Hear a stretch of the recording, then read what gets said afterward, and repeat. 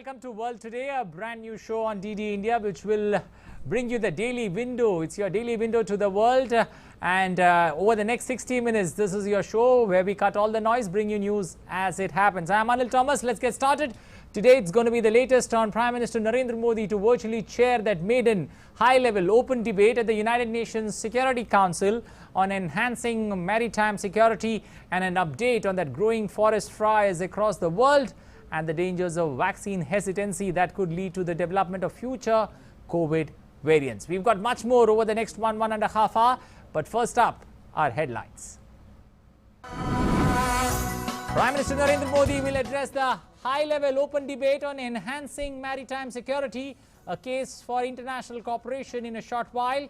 The open debate to focus on ways to effectively counter maritime crime and insecurity and strengthen coordination in the maritime domain.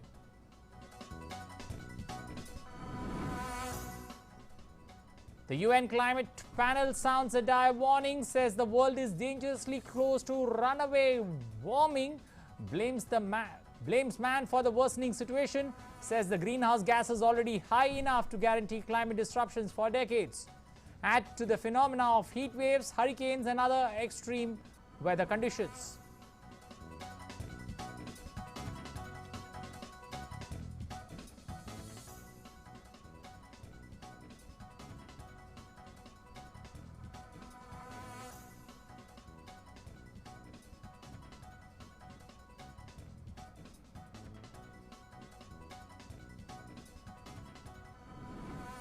Many nations continue to battle as people continue to ignore the importance of vaccines. Experts give a candid account of what may happen. US expert Dr. Anthony Fauci warns that a vaccine hesitancy could lead to the development of future COVID variants that were resistant to the current crop of vaccines. If virus given a chance to mutate, then they may even impact the vaccinated. A day after Taliban run over 3 provincial capitals, government troops strike back with vengeance in Afghanistan. Precision airstrikes killed 16 Taliban insurgents in Kandahar province. Afghanistan's defense ministry claims defense forces repelling Taliban and inflicting heavy losses.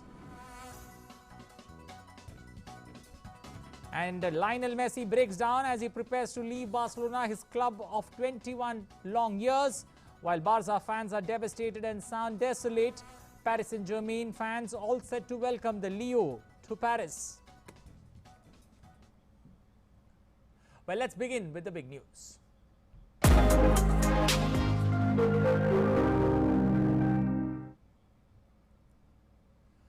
Well, Prime Minister Narendra Modi will chair the high-level open debate on enhancing maritime security, a case for international cooperation today in a short while from now via video conferencing. What exactly does it mean? The meeting is expected to be attended by several heads of state and government of member states of the United Nations Security Council and high-level briefers from the UN system and key regional organizations. The open debate will focus on ways to effectively counter maritime crime and insecurity and strengthen coordination in the maritime domain.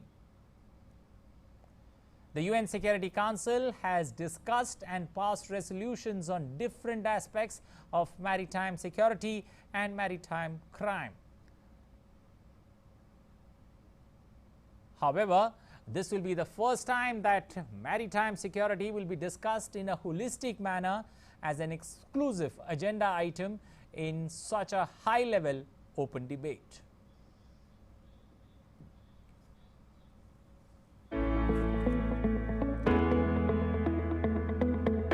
India took over the presidency of the United Nations Security Council for the month of August.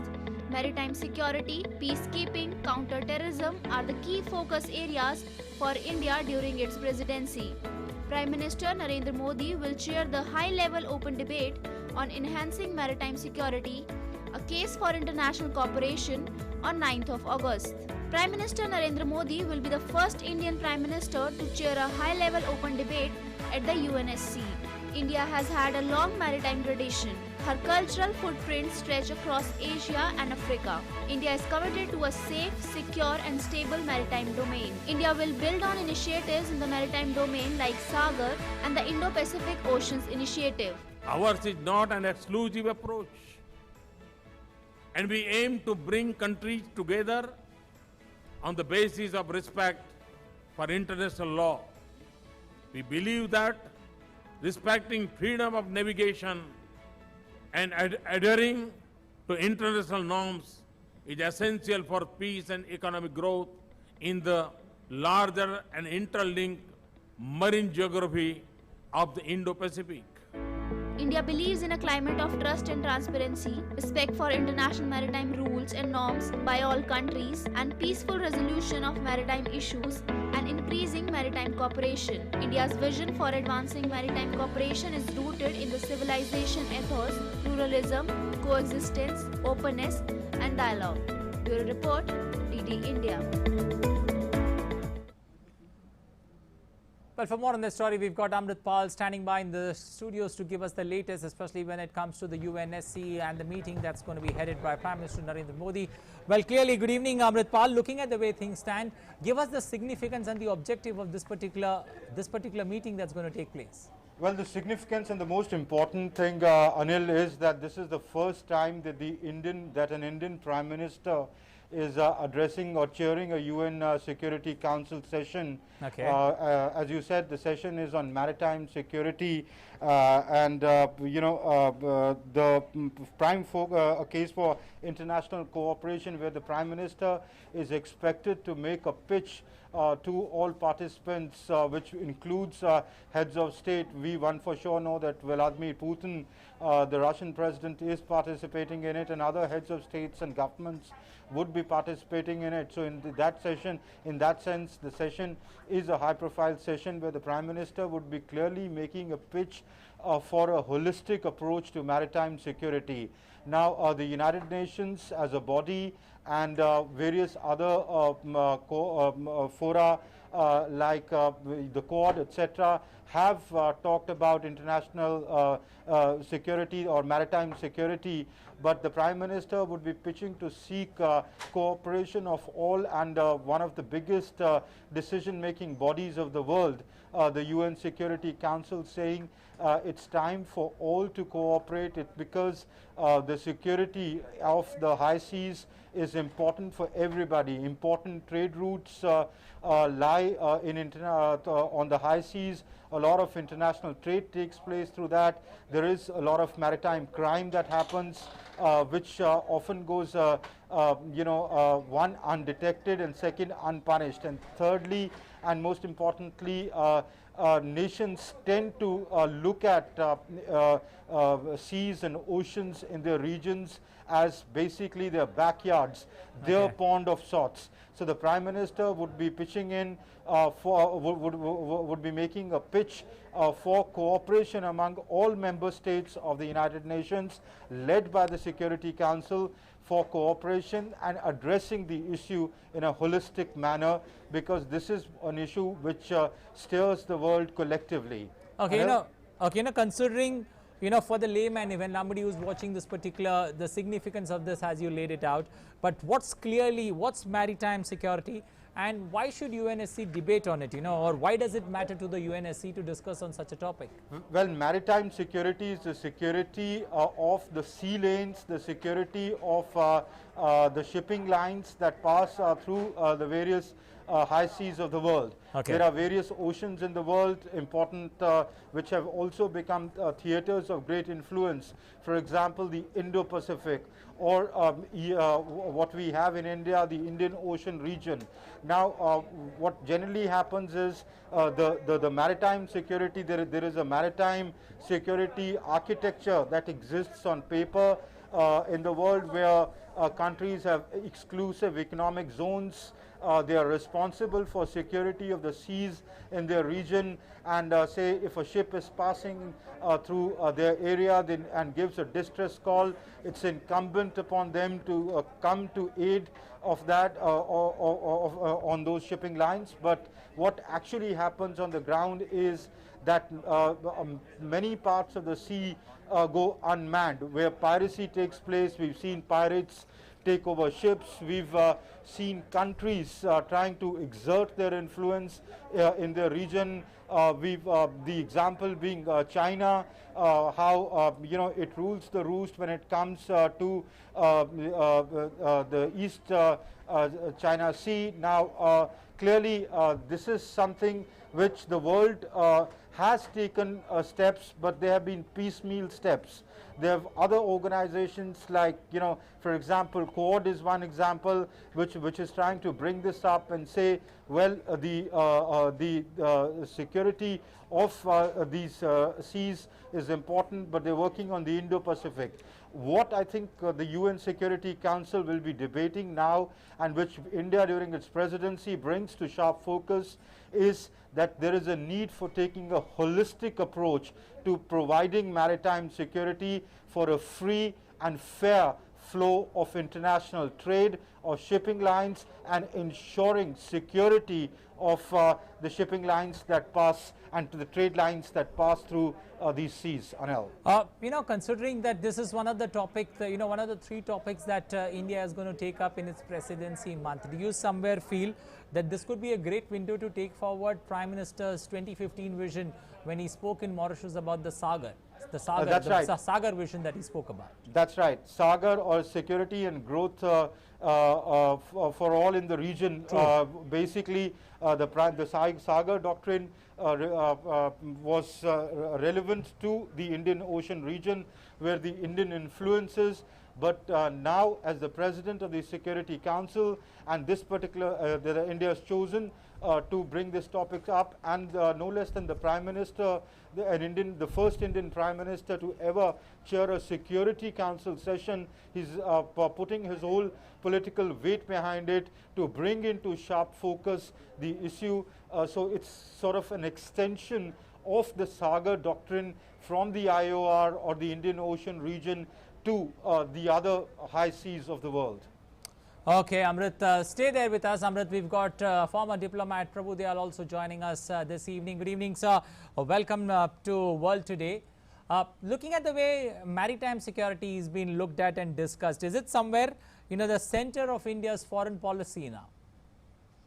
It is one of the most important items on the agenda for India's foreign policy, because India's interests are now global, and certainly maritime security and various issues relating to the maritime world, such as maritime crimes, figure certainly very high up on the list of items that we wish to address. So the very fact that the Prime Minister is addressing the UN Security Council on this very important issue speaks volumes for the importance which he attaches to it. And I think his address will go down very well with the international community. For somebody who's trying to understand the story, what are the transnational character of maritime crime and the threats to maritime security?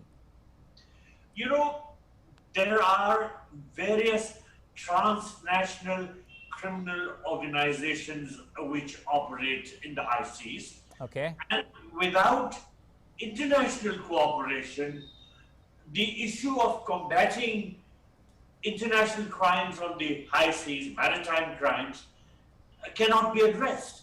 So therefore it is very important that the nations of the world put their heads together to address this big global issue.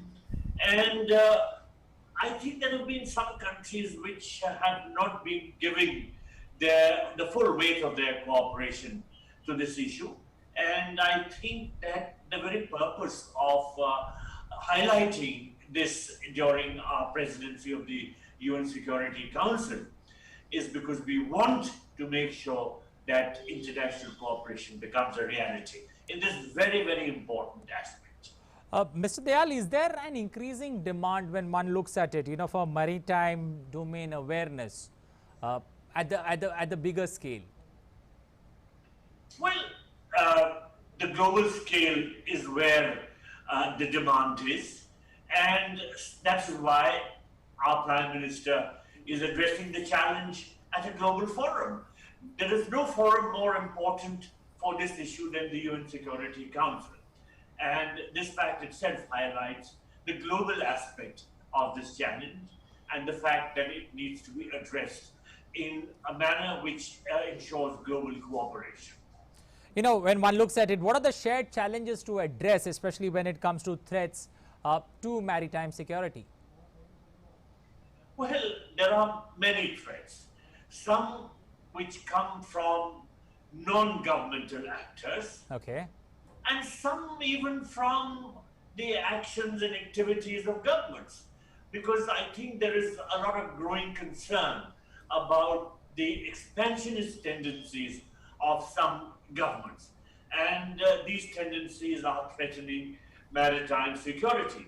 They are threatening the international shipping routes.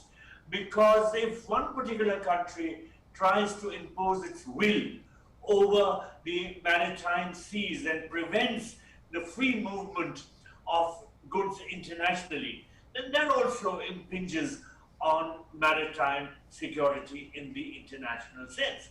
So there are threats coming from non-governmental actors, and there are threats which are coming from governments, and both need to be addressed and tackled. When one looks at it, Prime Minister made a mention about Sagar way back in 2015. Is this a great window to take that particular thought forward, especially when it comes to the UN and the member nations? Yes, of course, because when the Prime Minister developed this concept of Sagar and enunciated it, security and growth for all in the region, he was highlighting the fact that these very important issues, security and growth, cannot be tackled by nations except by cooperation, except through cooperating with one another. And that is why his doctrine has found echoes in other parts of the world. His doctrine has been very well received in other parts of the world. And I think that what he will be saying and in his address today at the UN Security Council will be in furtherance of his doctrine. Because there is no doubt that nations of the world have to work together to overcome these challenges. And the very fact that the Prime Minister is highlighting these issues shows the importance which he attaches to them. Also considering the fact that when one looks at it, on a larger perspective, do you somewhere feel that, the basic, what can be done, especially when it comes to finding out, the causes or the drivers, especially when it comes to maritime crime and insecurity, in a very effective way? Well, the nations of the world have to pool in all their resources, whether it is by means of intelligence gathering, Okay. or whether it involves making the countries which are impinging on maritime security, whether it's making them realize that they are doing a great deal of damage to the international system. Because the Prime Minister has been at pains to point out that it is one world, we live in one world, Vasudhaiva Kutumbakam, we are one family. And no country in the world should think that it can impose its will or it should impose its will on the international system. So there is the need for cooperation in all areas. In all areas, there is a great need to understand the sensitivities of other countries, and just because a particular country is powerful, it doesn't mean that it can browbeat its smaller neighbors, because that again impinges on their maritime security and on their growth. So what I'm trying to point out is that the need for this is being felt more and more in the international arena, and the Prime Minister's address points to the fact that India attaches a great deal of importance to this aspect. Okay, Mr. Dayal, stay with us. We've got our correspondent Amritpal still standing by. Amritpal, looking at especially, various heads of state and government that are going to be part of this particular discussion, which are the big names that are expected to be taking part in this particular deliberation? Well, officially, nobody has confirmed anything, but I can tell you that Vladimir Putin, that is what has been confirmed by the Indian side. President Vladimir Putin would be a part of it, but what we know as of now, Anil, is that there would be more than one heads of governments and states participating in this session, which the Prime Minister would be addressing in a short while from now. Okay, also when it comes to this particular open debate, how long does it go on? Is it time bound, and is it agenda based purely when it comes to these kind of discussion that takes place, considering the fact that maritime security is a wide topic, it's got a wide gambit and the focus is pretty large. No, it is. The chair of the session is India, because it is happening in India's presidency, and India had pitched for it. It's just that the Prime Minister has chosen to chair this session himself and address this session himself, and to bring it into sharp focus. Generally, your ambassador, or what we call permanent representative to the United Nations, who is our ambassador to the United Nations, addresses it, but the Prime Minister has chosen to chair it. Then other countries make their interventions. Now they could be at the heads of government or state or their ambassador levels. So it is a session in which an intervention is made by the session by the chair, and then other members add to the deliberations, and the session happens like all other sessions too. Anil? Also looking at the fact that, India's decision to convene an open debate, does it somewhere reflect, India's international evolution purely as a maritime nation? Yes, it does. As Ambassador Dayal was saying, that it is reflective of your concerns, global concerns. Okay. And that is that proportionally, that's proportional to your footprint in the world. Now, basically, it means your ambitions. It means the sort of responsibilities that you wish to undertake are global, and given the increase in the stature of India in terms of its participation in global affairs, be it leading the International Solar Alliance or being at the forefront of the climate change negotiations in Paris, or now maritime security, or as the other session about UN peacekeeping. It's these are or the reform of the UN world bodies. India increasingly wants to play an important role when it comes to issues that affect the world. So clearly it is reflective of India's growing stature and the role it envisages to play. Now, but Anil, there is one point that I want to come back, what Ambassador Dayal was making about the threat to maritime security being both from non-state actors, which is primarily criminal activities and piracy which goes on, for which steps have been taken both by the United Nations and the UNCLOS to deal with it. But the issue of how the state actors react and see the seas or the high seas in their areas of influence as something they can bear upon and play their geostrategic interests, which may not be conducive to a free flow of international traffic, of international trade. Okay. So therefore, the approach that India had espoused at the East Asia Summit in 2019, the focus of the maritime security was built on 7 pillars, which included maritime ecology, maritime resources, capacity building and resource sharing, disaster risk reduction and management, science and technology and academic cooperation, apart from the trade connectivity and maritime transport.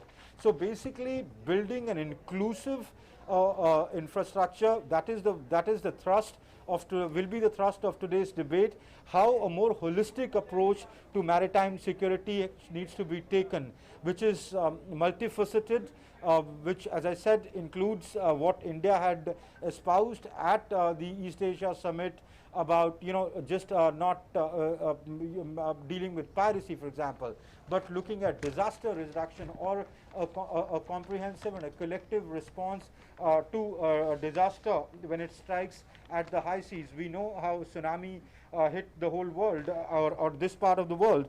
Then, of course, marine ecology. Marine ecology is an emerging issue which affects the world a lot. The rising temperatures and the rising water levels, sea levels, because of which Maldives went to the extent of holding an underwater cabinet meeting to bring these issues in sharp focus. Now, these were deliberations taking place disjointedly at different fora, issues or concerns being raised. What is different this time around, or one of the reasons behind India focusing on the issue of maritime security, which includes these 7 pillars that I listed out, would be bringing into sharp focus that there needs to be a collective approach of the world and a more holistic approach and a more comprehensive approach at dealing with these issues. Okay, Mr. Dayal with us still. Mr. Dayal, when one looks at it, India's coastline, that's over 7,500 kilometers. India would have a natural interest when it comes to enhancing maritime security. Yes, absolutely. And frankly speaking, our maritime interests are being threatened in a very deliberate fashion, particularly by China. And China is doing that all around. You see its expansionism in the South China Sea, where it is impinging and infringing upon the rights of the maritime rights of a lot of the countries of Southeast Asia. So there is widespread concern about what China is up to. Now, in the context of the Indian Ocean, our concerns range from, everywhere in the Pacific, which is where the US, Japan, and Australia are concerned, but also right up to the eastern boundary of Africa, because the Chinese have in some way or the other extended their sway right across. And this is definitely impinging on our maritime security, because the Chinese have been trying to develop ports and even naval sort of establishments in this region.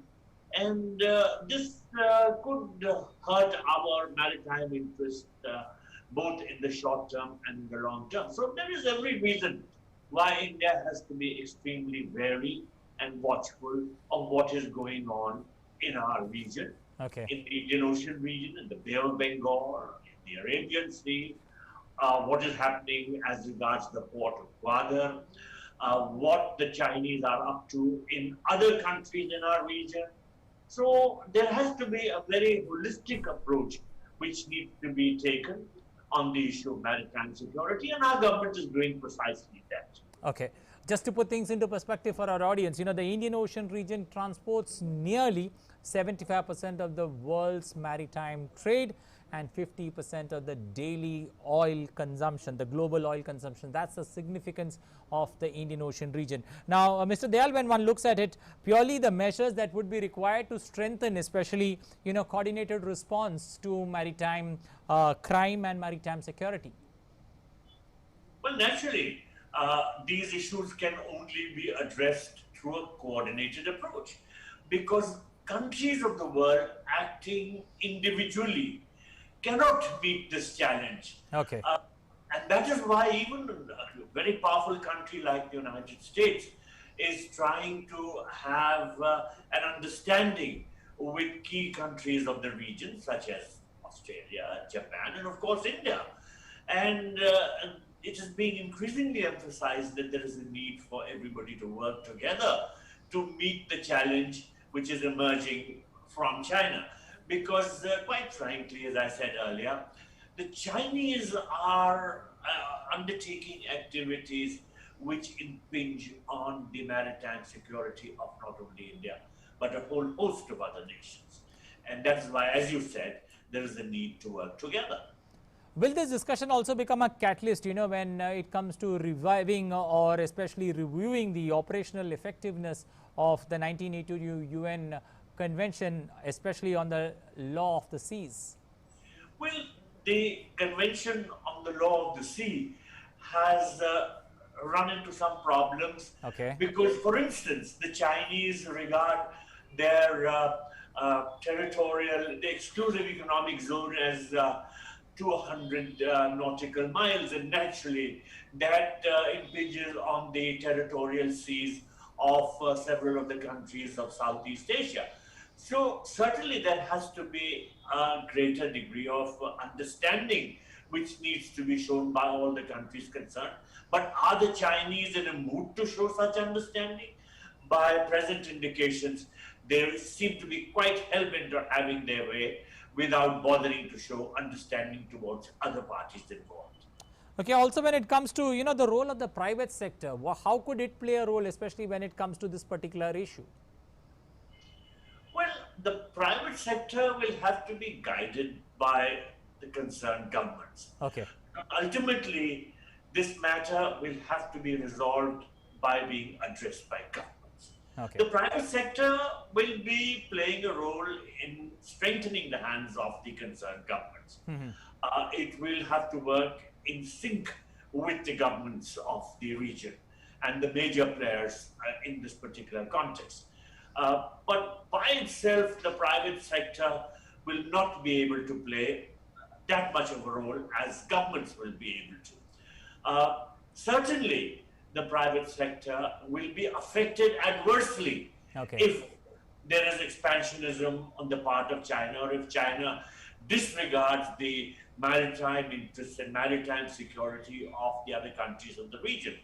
And the private sector, as I said, will have to work closely with the concerned governments. Will this discussion or will this deliberate set a paradigm somewhere, where one looks at for purely upholding the multi-dimensional security, if one may say, in the 21st century? Well, the maritime security of the region has never been troubled so much as it is now being in the 21st century.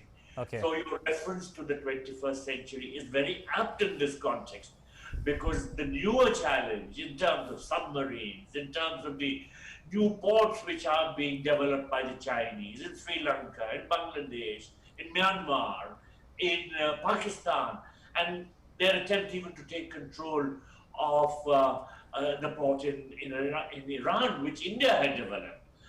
All these are pointers towards newer challenges in the 21st century. And India is certainly not blind to these challenges. India is working with like-minded countries, as it should be doing.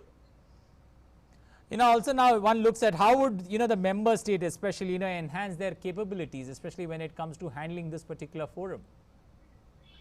Well, there has to be naturally a much greater effort on the part of the concerned countries towards developing their own ports and strengthening their naval capabilities. And India has been working in this direction. Of course, India will probably get some support from other like-minded countries, but I feel that in the longer run, the challenge will have to be met headlong by India itself. When the crunch comes, India will have to face its maritime security-related challenges on its own, because the other countries that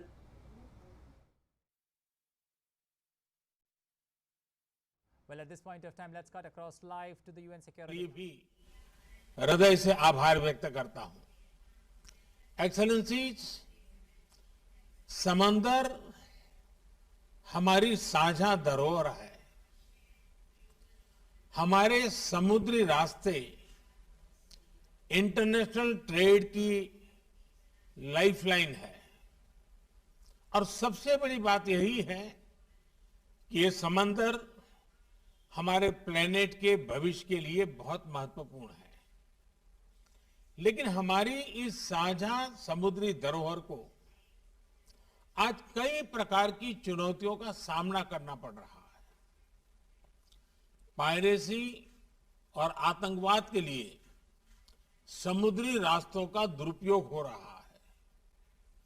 अनेक देशों के बीच maritime disputes हैं और climate change तथा प्राकृतिक आपदाएं भी maritime domain से जुड़े विषय हैं। इस व्यापक संदर्भ में अपनी साझा सामुद्रिक धरोहर के संरक्षण और उपयोग के लिए हमें आपसी समझ और सहयोग का एक फ्रेमवर्क बनाना चाहिए। ऐसा फ्रेमवर्क कोई भी देश अकेले नहीं बना सकता। ये एक साझा प्रयत्न से ही साकार हो सकता है। इसी सोच के साथ हम इस महत्वपूर्ण विषय को सुरक्षा परिषद के समक्ष लेकर आए हैं। मुझे पूरा विश्वास है कि आज की हाई लेवल चर्चा से विश्व को मैरीटाइम सिक्योरिटी के मुद्दे पर मार्गदर्शन मिलेगा। एक्सेलेंसीज, इस मंथन को स्ट्रक्चर देने के लिए मैं आपके समक्ष 5 मूलभूत सिद्धांत रखना चाहूंगा। पहला सिद्धांत, हमें मैरीटाइम ट्रेड में बैरियर्स हटाने चाहिए। हम सभी की समृद्धि मैरीटाइम ट्रेड के सक्रिय फ्लो पर निर्भर है। इसमें आई अड़चनें पूरी वैश्विक अर्थव्यवस्था के लिए चुनौती हो सकती है। फ्री मैरीटाइम ट्रेड भारत की सभ्यता के साथ अनादि काल से जुड़ा हुआ है। हजारों वर्ष पहले सिंधु घाटी सभ्यता का लोथल बंदरगाह समुद्री व्यापार से जुड़ा हुआ था। प्राचीन समय के स्वतंत्र मैरीटाइम माहौल में ही भगवान बुद्ध का शांति संदेश विश्व में फैल पाया। आज के संदर्भ में भारत ने इसी खुले और इंक्लूसिव एथोस के आधार पर Sagar, security and growth for all in the region का विजन परिभाषित किया है। इस विजन के जरिए हम अपने क्षेत्र में मैरीटाइम सिक्योरिटी का एक इंक्लूसिव ढांचा बनाना चाहते हैं। यह विजन एक सेफ, सिक्योर और स्टेबल मैरीटाइम डोमेन का है।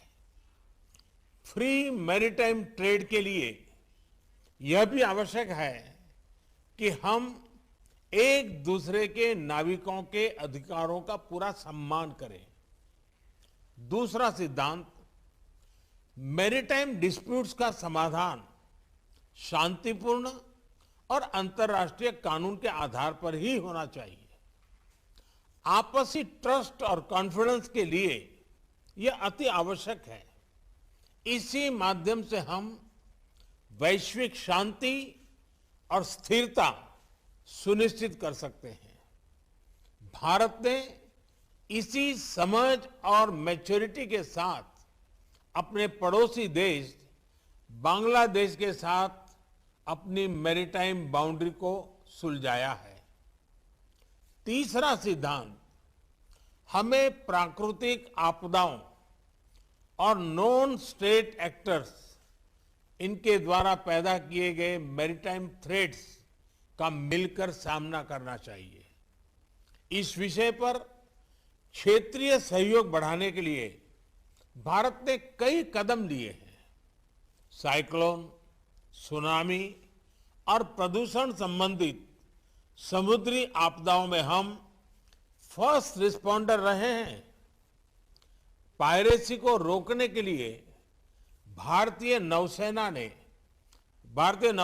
2008 से हिंद महासागर में पेट्रोलिंग कर रही है। भारत का वाइड शिपिंग इंफॉर्मेशन फ्यूजन केंद्र हमारे क्षेत्र में साझा मैरीटाइम डोमेन अवेयरनेस बढ़ा रहा है। हमने कई देशों को हाइड्रोग्राफिक सर्वे सपोर्ट को और समुद्री सुरक्षा में प्रशिक्षण भी दिया है। हिंद महासागर में भारत की भूमिका एक नेट सिक्योरिटी प्रोवाइडर के रूप में रही है। चौथा सिद्धांत, हमें मैरीटाइम एनवायरनमेंट और मैरीटाइम रिसोर्सेज को संजोकर रखना होगा। जैसा कि हम जानते हैं, ओशन का क्लाइमेट पर सीधा इंपैक्ट होता है और इसलिए हमें अपने मैरीटाइम एनवायरनमेंट को प्लास्टिक्स और ऑयल स्पिल्स जैसे प्रदूषण से मुक्त रखना होगा और ओवरफिशिंग और मैरीन पोचिंग के खिलाफ साझा कदम उठाने होंगे। साथ ही हमें ओशन साइंस में भी सहयोग बढ़ाना चाहिए। भारत ने एक महत्वाकांक्षी डीप ओशन मिशन लॉन्च किया है। हमने सस्टेनेबल फिशिंग को प्रोत्साहन देने के लिए भी कई पहले ली हैं।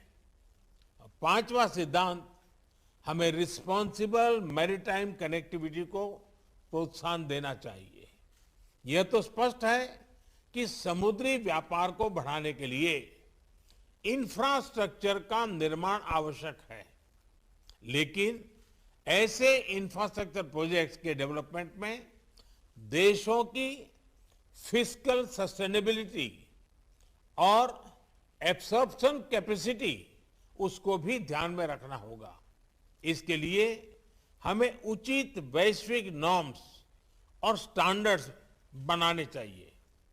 एक्सेलेंसीज, मुझे विश्वास है इन 5 सिद्धांतों के आधार पर मैरीटाइम सिक्योरिटी कोऑपरेशन इसका एक वैश्विक रोड मैप बन सकता है। आज की ओपन डिबेट की उच्च और सक्रिय भागीदारी यह दिखाती है कि यह विषय सुरक्षा परिषद के सभी सदस्यों के लिए महत्वपूर्ण है। इसके साथ मैं एक बार फिर आपकी उपस्थिति के लिए आपका आभार व्यक्त करता हूं। धन्यवाद। Well, this were live visuals of Prime Minister speaking there, chairing that high-level open debate when it comes to enhancing maritime security, a case for international cooperation at the United Nations Security Council.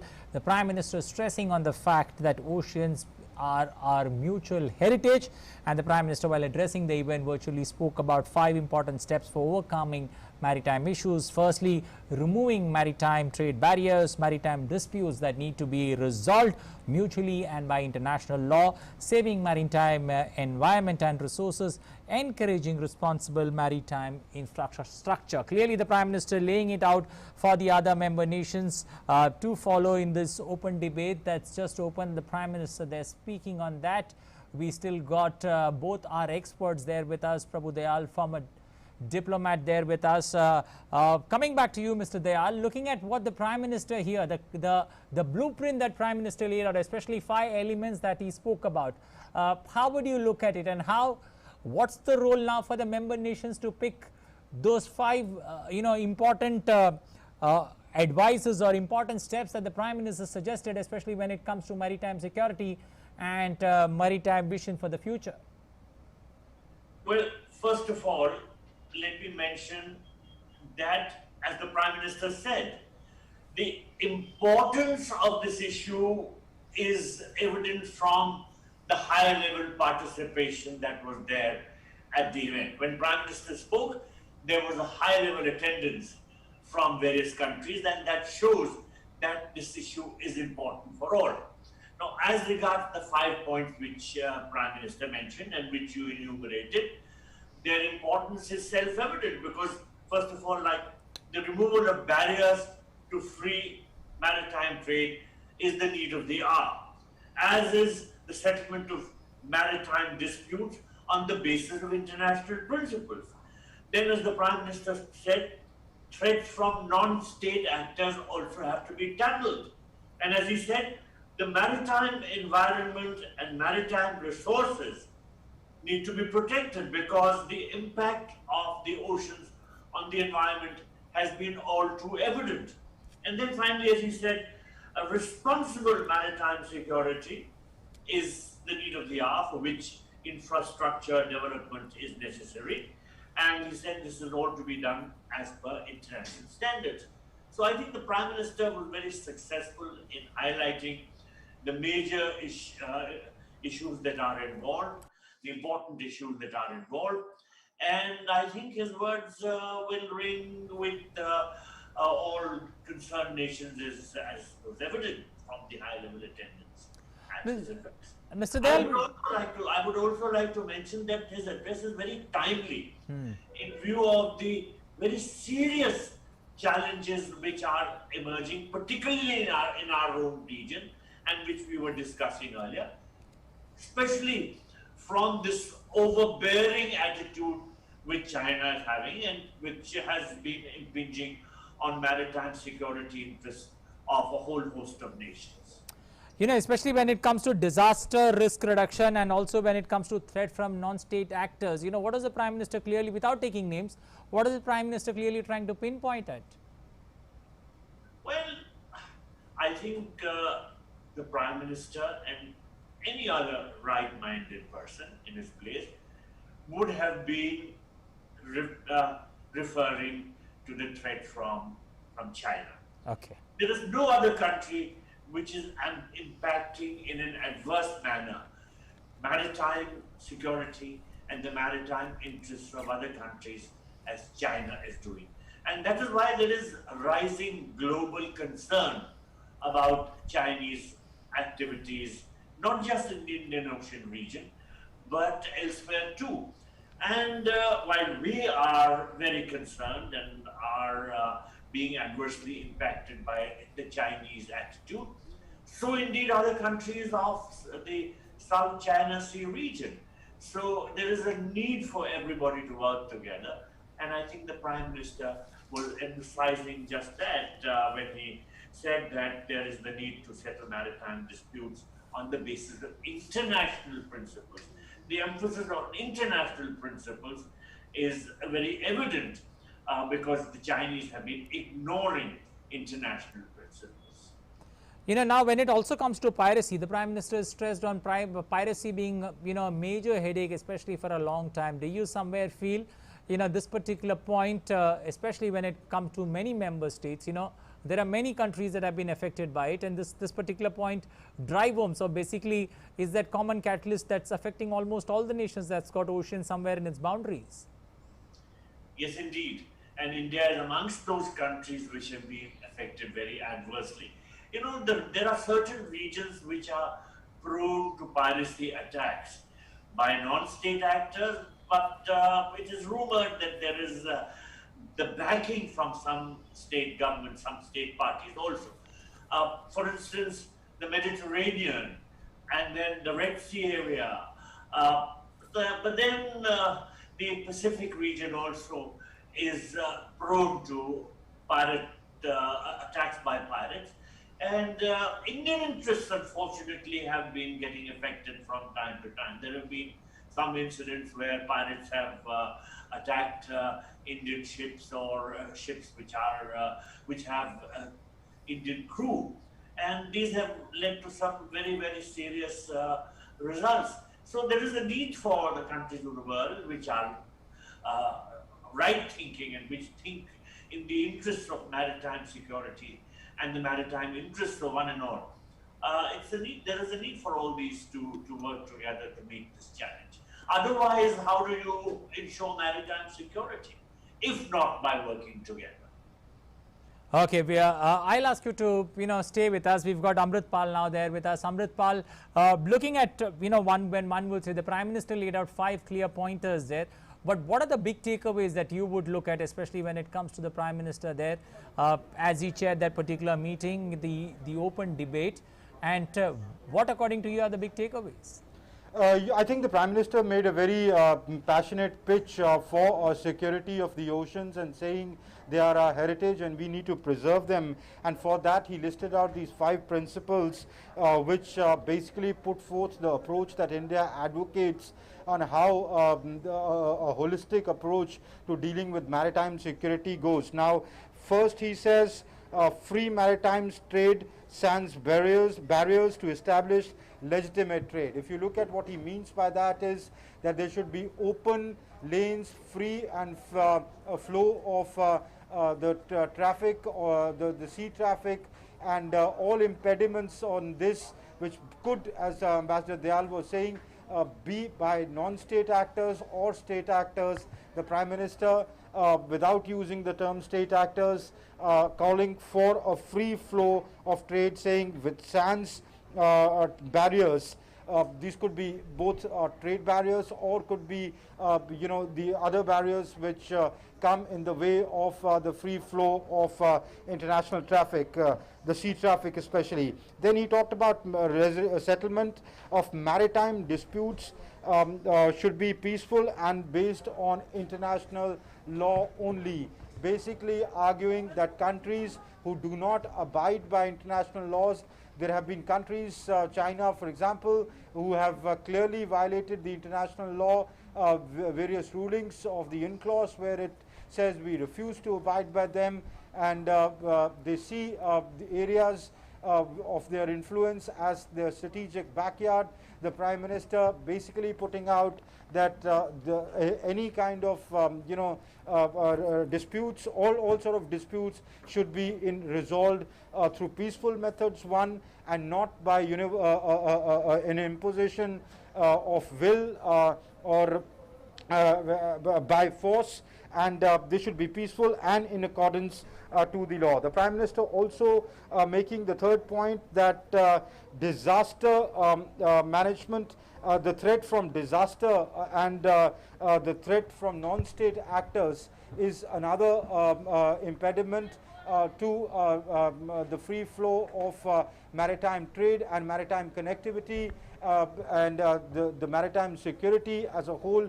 So he said he pitched for collectively taking action against it. The Prime Minister also saying fighting piracy remains a challenge, and the world needs to come together on that. And then finally he's saying the need to preserve maritime environment and maritime resources, and to encourage what he calls responsible maritime connectivity. So I think these 5 principles, the Prime Minister putting out the approach that should be to maritime security. Anil? Amrit, stay with us. Let me come back to Mr. Dayal. Mr. Dayal, 5-point principle for maritime security and maritime issues, especially facing the world. The Prime Minister making a passionate pitch here. How would you read, when you look at the broader contours of, all the member states that are there, how would you, Amrit has mentioned few takeaways, but what's the big takeaway one looks at, especially when it comes to the passionate pitch that the Prime Minister has made at the UNSC?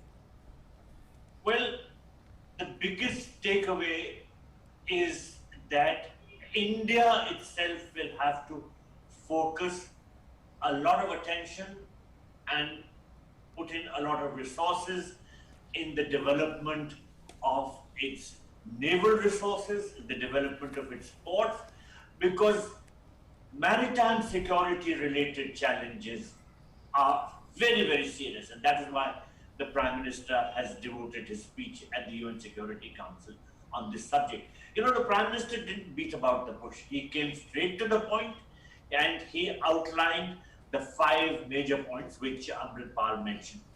Now there is action for the common man also. For instance, the Prime Minister spoke of how the oceans have been impacting on the environment, and he referred to, for instance, the challenges which are being posed on account of plastic waste, or how maritime resources, fishery resources get depleted. Now, the common man can also take action in this regard, and everybody who is involved in some kind of maritime activity has a responsibility in this regard, not to litter the ice seas, not to litter the oceans with plastic, for instance.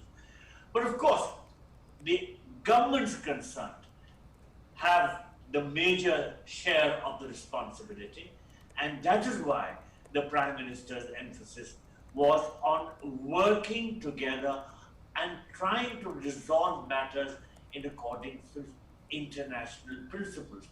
The emphasis on international principles was very important because these principles are being ignored by China. China seems to be rewriting everything that it wants to, and it has been ignoring international principles. But this jeopardizes maritime security. It also jeopardizes the maritime interests of the other countries concerned. So we can't let this happen, and that is why it is necessary for all the countries concerned to put their heads together and pool in their resources and resist the challenge. I'm not saying that we have to go to war with China, but if the countries of the world were to put moral pressure and emphasize how they cannot ignore this sort of activity which is being undertaken by the Chinese, then no doubt it will have an impact on the Chinese government and anybody else who has been ignoring the principles of international conduct in the maritime area. Now, one more thing I want to mention. The Prime Minister was at pains to mention that there is the need for the removal of barriers to free maritime trade. Now, free maritime trade is the lifeline of the international economic system. And here again, the Chinese are becoming an impediment because the Chinese have been doing a number of things which impact adversely on the free movement of international maritime trade. And I think the Prime Minister was absolutely right in pointing out that there is a great need for the removal of these barriers to free maritime trade. Okay, we leave it there. Thank you and appreciate both Mr. Dayal as well as Amritpal for joining us on this important issue that was deliberated upon there at the UNSC. Clearly, the Prime Minister laying it out, a passionate pitch being made by the Prime Minister. They're clearly driving home the point to the member state, especially when it comes to maritime security and the 5 principles that the Prime Minister, or the 5 mantras that the Prime Minister clearly laid out in his speech that was done virtually. Well, moving on now to our next story there. You know, as nations across the globe battle wildfires trying to wade through floods and fight nature's fury, the UN Climate Panel has issued a clear and dire warning. Intergovernmental Panel on Climate Change has said that the dangerous concoction of global warming with high level of greenhouse gas levels in the atmosphere is driving Earth on the edge. And unless immediate, rapid and large-scale action is taken to reduce emissions, the result will be catastrophic.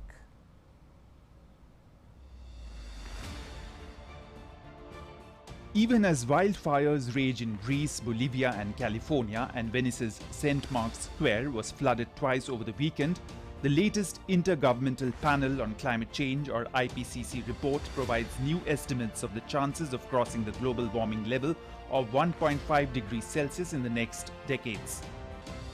It finds that unless there are immediate, rapid and large-scale reductions in greenhouse gas emissions, limiting warming to close to 1.5 degrees Celsius or even 2 degrees Celsius will be beyond reach.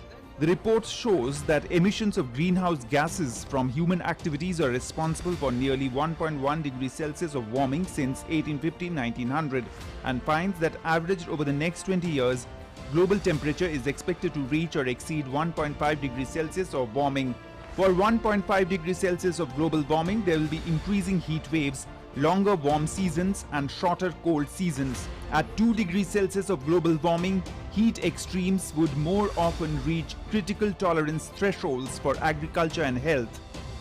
We stop warming at 1.5 degrees, then we will also stop many of these extremes from getting worse. And I think that, and while we are committed to some changes, particularly sea level rise, glacier melt, still to come for many decades, we can slow these changes down, and we can stop many of the others from getting worse by urgently and drastically reducing CO2 emissions in the next decades. But it is not just about temperature. Climate change is bringing multiple different changes in different regions, which will all increase with further warming. These include changes to wetness and dryness, to winds, snow and ice, coastal areas and oceans. That is really important to highlight just how much more frequent and more intense heat waves are getting basically everywhere. So the combination of hot and dry and windy weather conditions has increased. And also another type of compound events that is becoming a lot more frequent and intense are compound flooding. So for the Indian subcontinent, the report stated, the observed mean surface temperature increase has clearly emerged out of the range of internal variability compared to 1850-1900. Heat extremes have increased while cold extremes have decreased, and these trends will continue over the coming decades. Average and heavy precipitation will also increase over much of Asia. It added, agricultural and ecological droughts are also expected to increase in the subcontinent.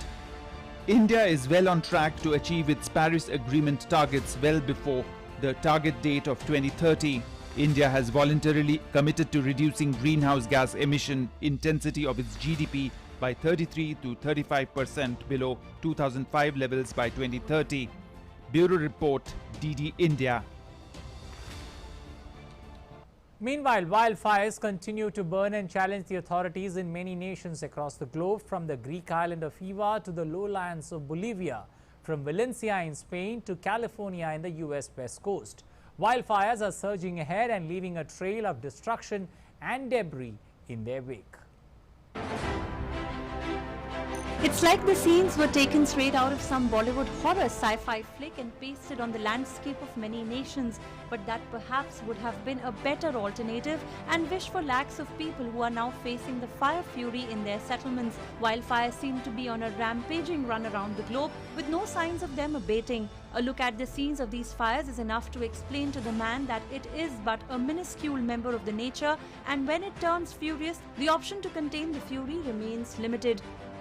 Thousands of people have fled their homes on Greek island of Evia as wildfires burned uncontrolled for a 6-day, and ferries were on standby for more evacuations after taking many to safety by sea. Fires that had threatened northern suburbs of Athens in recent days died back, but the blaze on Evia, a large island northeast of the capital, quickly burgeoned into several fronts, ripping through thousands of hectares of pristine forest across its northern part and forcing the evacuation of dozens of villages. Surrounded by sea on all sides and fighting fire within, that's the predicament of the people on Evia.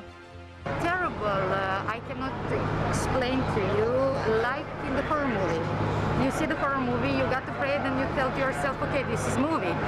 But now this is not the movie, this is our real life.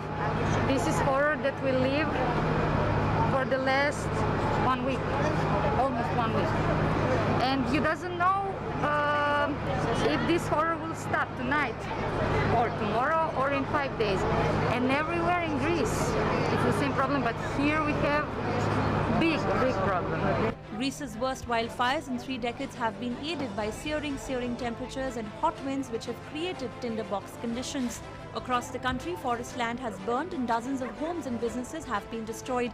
Greece has deployed the army to help battle the fires, in several countries including France, Egypt, Switzerland and Spain have also sent help, including firefighting aircraft. Acres of scorched pine trees and burnt hillside homes are the grim reminder of the calamity that confronted settlements near Athens few days back. The fire has been contained, but weather conditions meant there was still a high threat it could flare up again.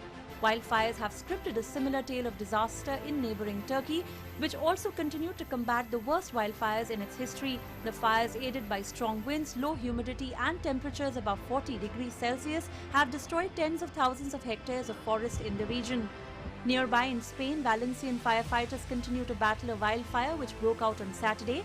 Firefighting planes and helicopters aided crews on the ground as they tackled the blaze, which forced 160 people to be evacuated from their homes. In Sierra Nevada mountains, the town of Greenville has been associated with glitter, gold and fortunes. The historic gold rush town has now been reduced to a site of burnt debris, smoke, ash and burnt trees. At least 5 people are missing as one of the worst wildfires in the nation scorched through Northern California communities. The Dixie Fire is the 3rd largest fire in California's history. Cause is unknown, but the effect will be etched in local and global memories for a long, long time. Southern Hemisphere is also reporting similar incidents. Wildfires are sweeping across Bolivia's eastern lowlands, putting at risk thousands of hectares of an area known for its rich wildlife that was hit by major fires just 2 years ago. Firefighters and other institutions have been trying to douse the flames without success. Peru is also battling forest fires in 2 southern districts. World Today Desk, DD India. Well, 16 Taliban insurgents were killed by Afghan forces backed by the Air Force in Kandahar province. Afghanistan's defense ministry has said that the video posted on its Facebook showed airstrikes on fields in the province. The ministry said in a statement that 6 other Taliban insurgents were wounded and 8 hideouts, 3 motorcycles and some amount of their weapons and ammunition were destroyed on Sunday. Taliban fighters overran 3 provincial capitals, including the strategic northeastern city of Kunduz, on Sunday as the insurgents intensified pressure on the north and threatened further cities. The Afghan Interior Ministry spokesman said on Monday that Taliban attacks were continuing in several locations, but Afghan security and defense forces were repelling them and that the enemy has suffered heavy casualties. The insurgents have taken dozens of districts and border crossings in recent months and put pressure on several provincial capitals, including Herat in the west and Kandahar in the south, as foreign troops withdraw.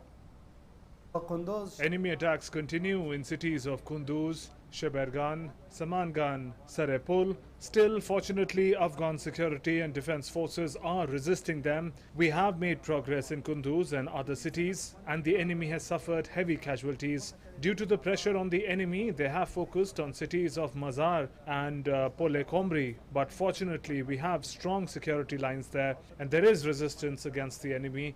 So far, the enemy has suffered heavy casualties. Well, moving to COVID battle and especially United States being affected by it, long lines of vehicles formed outside a COVID testing site in Orlando in Florida on Sunday morning as the Sunshine State grappled with a fresh surge in COVID-19 cases. The U.S. South remains the epicenter of the latest outbreak, with Florida reporting a record of nearly 24,000 new cases over the weekend on Saturday, according to the data from the Center for Disease Control and Protection. The number of COVID patients filling the state's hospital has set records nearly every day for the past week. Florida Governor Ron DeSantis has strongly advocated for freedom of choice on vaccines and masks, even with the recent rise in case counts and hospitalizations. This is quite opposite of what the experts are advising.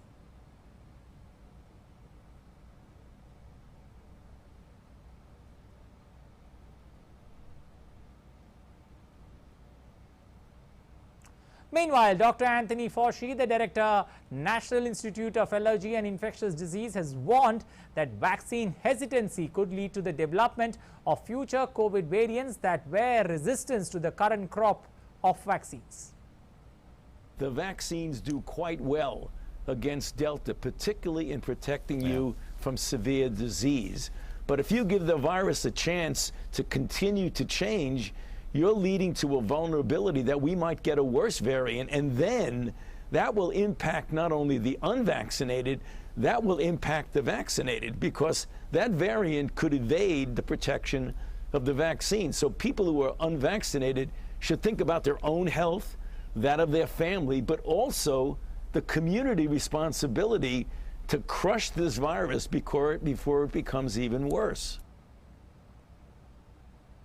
Well, Dr. Anthony Fauci further said that unvaccinated people who had previously been infected by COVID also remains vulnerable to any new variants of the virus.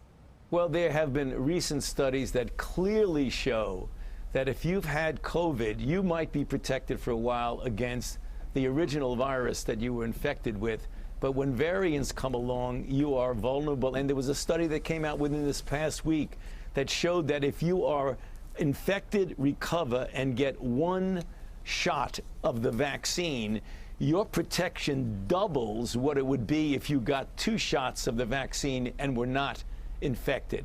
So it is a major advantage for people who have been infected and recovered to really strongly protect them against getting reinfected with a new variant. That's the reason why we strongly recommend that even if you have been infected, that you get vaccinated. Well, shifting continents from America to Australia, Australia's most populous state of New South Wales expanded its COVID-19 lockdown to the rural town of Tamworth on Monday due to concerns the virus may have spread from Sydney into the countryside. The state has struggled to contain a surge of the highly infectious Delta variant despite a lockdown of Sydney now in its 7th week. The Delta strain is different, and again, please know that New South Wales did very well until this point, knocking on the head all the other strains of COVID, but Delta has proved to be lethal all over the world, and we can't pretend Australia is any different. We can't, as well as we've done, we can't pretend that we're not going to get through this unless we have high rates of vaccination.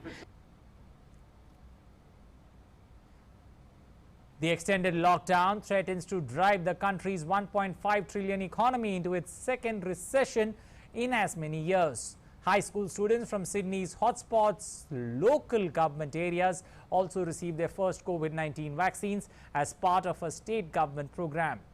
Prime Minister Scott Morrison is under fire for the sluggish vaccine rollout, with only 22% of Australians above 16 years of age fully vaccinated. Well, prone to manic Mondays, especially when it comes to bumper-to-bumper traffic on its roads, Philippines capital Manila woke up to empty streets as a 2-week hard lockdown imposed by the government to curb the spread of coronavirus got underway. The country is battling one of Asia's biggest COVID-19 outbreaks and has seen a steady rise in infections over the last 2 weeks, which health officials have attributed to the highly contagious Delta variant of the virus. The Philippines Health Ministry recorded on Sunday, that's August 7th, 9,671 new coronavirus cases and 287 additional deaths, the biggest single-day spike in the country's death toll since April 9th. In a bulletin, the ministry said that the total confirmed infections in the Southeast Asian country had risen to 1.66 million, while the death toll had climbed to 29,122. Moving to Kyiv, residents, mostly Belarus citizens who fled their home country to Ukraine, rallied outside Belarusian embassy to support anti-government movement 1 year after the disputed presidential election. Scores of protesters wearing white and red colors of the Belarusian opposition demanded the resignation of veteran leader Alexander Lukashenko. Alexander Lukashenko has ruled Belarus since 1994 and has been accused of jailing opponents and muzzling independent media while offering generous welfare and pensions to his citizens. The 2020 election became a challenge for Lukashenko as public anger swelled over his handling of COVID-19, the economy and the human rights issue. The opposition in Belarus rejected official election results, handing Lukashenko a landslide re-election victory, saying the poll was rigged and that talks were needed to begin on a peaceful transfer of power. The following violent crackdown on the opposition triggered international sanctions and cooling of Belarus' relations with the West. On sports, Barcelona and Lionel Messi have been synonymous for almost 2 decades in the soccer world, but that is now coming to an end. After 21 years, Messi is leaving Barcelona, that's the Spanish club, a development that brought tears to the eyes of the fans and the man of the moment himself. But Barcelona's loss is said to be Paris' gain. Let's find out more. What means sorrow for one translates to euphoric moments for the other. While Barcelona fans are devastated, PSG followers can't wait to welcome soccer great Lionel Messi to Paris. Barcelona fans gathered outside Camp Nou Stadium to try to say their last goodbye to soccer star Leo Messi. Messi confirmed on Sunday that he was leaving football club Barcelona, and fans say that they are devastated.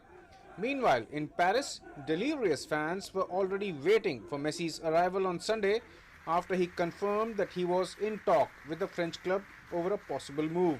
French newspapers have reported that Messi will travel to Paris either on Sunday or Monday to undertake a medical and finalize a deal with PSG. The move has just not impacted emotions of the fan, it has left Messi in tears also. Leo Messi in tears as he struggles to control his emotions. Equally charged are the audience who are bidding adieu to their colleague, friend and star of many years. Throughout his career, Messi has played with just one more jersey other than that of Barca, that of his nation Argentina. He wept as he bade farewell to his boyhood team FC Barcelona. Messi has spent his whole 21-year career at the Catalan club. Both Barca, which had suffered deep financial losses recently, and the player had wanted to sign a new contract. But the deal would have taken salaries to 110% of the club's earning, even after Messi agreed to a 50% pay cut. The club said that this would jeopardize its future given the impact of the COVID-19 pandemic and the need to comply with the financial rules of Spain's La Liga competition. What explains the emotions attached are the mesmerizing football that Messi is capable of. So far, it has been the exclusive domain of Barcelona and much envied all across Europe by other clubs. Barcelona has basked in the glory so far, retaining their jewel in the crown. Maybe now it is their turn to fear the speed and skill of Messi, lest they confront him on field wearing the jersey of opponents. What a sight it would be. Bureau Report, DD India. Well, United States topped the charts at the recently concluded Olympic Games in Tokyo. There were many gold medal winners for the US. Why then a small town in Minnesota went all out to welcome their star gymnast who came back with a gold, silver and bronze? Let's find out.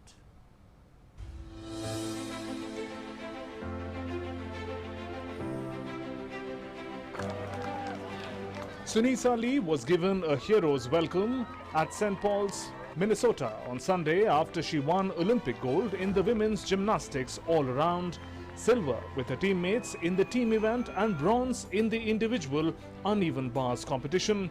Her story is that of overcoming odds and reverses and yet staying on the path with hard work and sheer determination. Personal loss and injuries didn't deter her. The other reason is that perhaps for her community, it is a reason of pride and accomplishment. Lee is the first of the Hmong group that came to United States as refugees from Laos following the turmoil of Vietnam War to ever make it to an Olympics, much less to have strong shot at medaling or even topping the podium.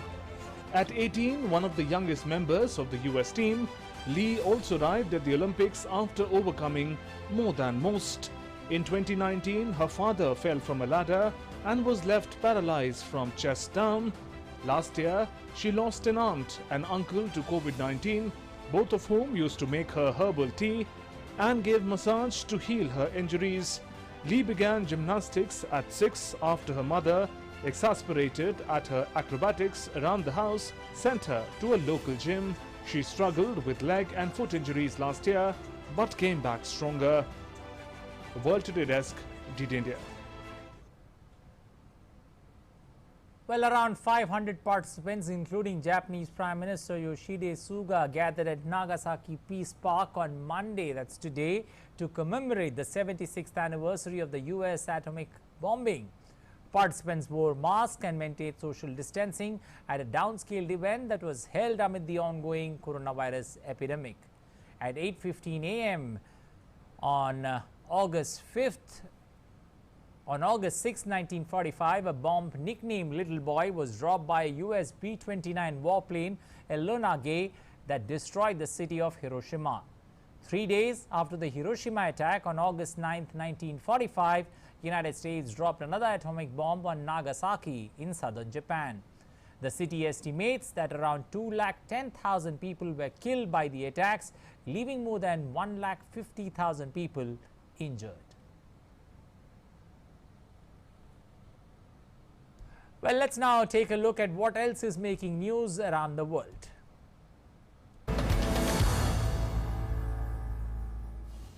People in France now need to show a health pass to enjoy usually routine activities such as sipping a coffee in a cafe or travelling on an intercity train, in a plan championed by President Emmanuel Macron to reduce COVID-19 infections and encourage vaccination. The government is pressing ahead with the extension of an already existing health pass to cafes, restaurants and intercity travel on Monday, despite 4 weekends of angry protests that saw almost 250,000 rally nationwide on Saturday. Macron expressed exasperation with the protests and hopes that the plan will help ramp up vaccination and quell the fourth wave of coronavirus. Rwandan and Mozambican forces have taken back the center of the strategic port town of Mocimboa pa Praia in northern Mozambique from insurgent force. The port town, from where the first rebel attacks were staged in October 2017, has since last year become the de facto headquarters of a rebel armed group, locally referred to as Al-Shabaab. Last month, the Rwandan government deployed a 1,000-strong force to Mozambique to fight alongside the country's army and troops of the 16-member Southern African Development Community. Mocimboa da Praia previously served as the main airport for international workers flying into the gas developments, and its port is used for cargo deliveries. Venezuela's ruling Socialist Party held a primary to choose candidates for November elections for governors and mayors. The polls will see the return of opposition political parties that have boycotted recent ballots. Allies of President Nicolas Maduro will vie for the chance to be elected to 23 state and 335 governments and municipal governments that have been a key element of the Socialist Party's dominance of the country's politics. The opposition is still negotiating conditions for participating in November, and opposition leader Juan Guaido has not said whether or not he believes candidates should take part. Jabriya Arabian horse stud in Bahrain is one of the many studs which are working day and night to preserve the original Arabian horses. Horses are considered part of the heritage, culture and national identity of the Kingdom of Bahrain and include a distinguished group of Arab horses famous for their purity of race, offspring and origin. Live streaming and new marketing strategies have become a vital tool to help farmers in northwest China's Xinjiang Uyghur Autonomous Region to sell their fruits and other agricultural products to the rest of the country. With the harvest season of apples 3 months away, fruit growers Xia Zhaofeng and her husband in Aksu Prefecture set up several smartphones in their orchard to introduce and lock in orders of apples in their live streaming session. Russia plans to build 51 more pieces of military infrastructure on the Kuril Islands, according to media reports. Part of the chain is claimed by Japan, and the territorial dispute over some of the islands dates back to the time when the then Soviet Union seized them at the end of Second World War and has kept the two countries from signing a formal peace treaty. The ministry said in a statement it has erected more than 30 buildings on the islands, including 7 living quarters for military servicemen on Iturup and Kunashir Islands, claimed by Japan and known as the Northern Territories there. It provided no details on what kind of buildings it planned to build in the coming years.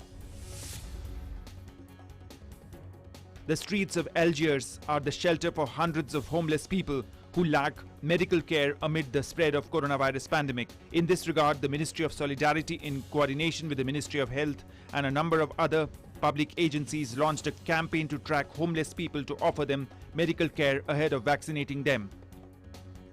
World Today Desk, DD India.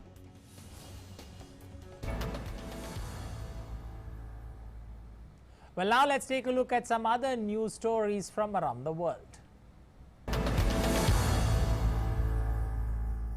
A restaurant in Philadelphia is getting carded upon entry now that the eatery has adopted a no vaccine, no service policy as part of an effort to combat COVID-19. People coming in are asked not to show their photo IDs but rather their vaccination cards. The restaurant announced that it would require proof of vaccination for anyone who wanted to come inside. The decision sparked some controversy according to local news reports, with both supporters and detractors making views known in social media. The US South remains the epicenter of the latest outbreak, with Florida reporting a record of nearly 24,000 new cases on Saturday, according to data from the Center for Disease Control and Prevention. Al Musa village in Saudi Arabia was known for the bravery, courage and struggle of its inhabitants. The village has now become a tourist destination after it was rehabilitated and restored. The village consists of 33 houses, a number of corridors, an old mosque which is still in its old condition, and an old school. The village also has a museum called the Village Museum. All the objects in the museum were found in the houses during the restoration process. At present, Al Musa village is the first village in the Al Baha region to see maintenance of its old buildings, which were built in stones and timber that lived hundreds of years. 6 Berlin nightclubs participate in a COVID-19 experiment over the weekend to see whether PCR testing can prevent another lockdown for the nightlife during the pandemic. The pilot scheme Club Culture Reboot is initiated by the Berlin Culture Ministry and scientists from the city's charity hospital. Admission tickets to the clubbers who have been tested negative for COVID-19 were issued. All participants must take a second PCR test a week later on August 13 despite being vaccinated or having recently recovered from COVID-19. Over 20 clubs applied to take part in the project. The selected 6 were chosen based on ventilation systems, city districts and music genre, according to the Club Commission. The idea of the study is to determine how to safely reopen nightclubs so that no one gets infected. If the pilot is successful, more similar events could take place in the future. Former Berlin airport Tegel opened for business again with a Freedom Dinner. The tables for the 3,000 dinner guests were arranged in big letters and spelled out "Berlin loves you" on the empty runway. The dinner guests thoroughly enjoyed the evening, being able to celebrate with a big crowd, although with the proof of being vaccinated, recovered or tested. Berlin Mayor Michael Müller praised the citizens of Berlin for their stamina during the pandemic. Some criticism was also put in as COVID cases were again on the rise in Germany.